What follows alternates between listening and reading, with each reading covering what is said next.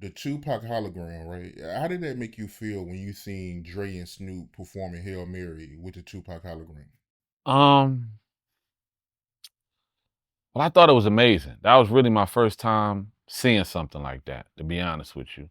Um, I thought it was amazing. Um, then we immediately was followed by a lot of calls and I think Twitter was on Twitter real heavy back then, and it was getting a lot of feedback like, you know, y'all should have been up there. I understand it was a Dre and Snoop and but that would have been crazy because we never got to perform that song with Tupac live. Mind you, the song edit with Pac first verse and the hook, then the Outlaws come in. It's a 2 minute. That's a 2 minute edit, to actually include the Outlaws in it. But that was what they was doing. They didn't owe us a call for that. But um, it was mixed feelings. It was like, damn. Imagine if Snoop said what Dre and said, Pac never got to perform this song when he was alive. Let's include his brothers in this shit. You know what I'm saying? But, it was what it was. You know what I mean? I was just, it got a lot of people talking, and, it was dope. I thought it was incredible, What we wanted to be included? Hell yeah. You know what I mean? Right, right. And I heard that Tupac wanted to sign you, right, before he died as a solo artist. Yeah, definitely.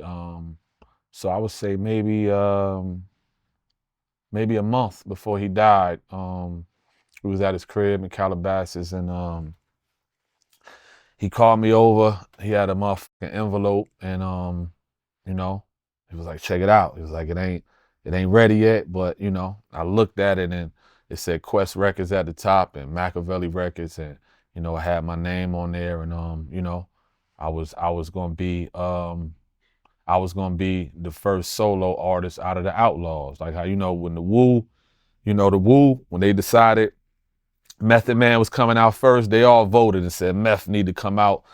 Pac ain't do no vote. He was like, my young nigga Nob he's coming out first from the Outlaws. This after the Outlaws album was gonna drop, he was gonna release my solo album first. He really believed in me, man, and Pac was me and the Outlaws number one fan, man. How many people could say that? Pac was their number one fan. He was our biggest supporter and our number one fan. And yeah, man, he was gonna do a venture with Quest for my solo album. I don't know, what else he would have did with them, but he was going. Quincy Jones.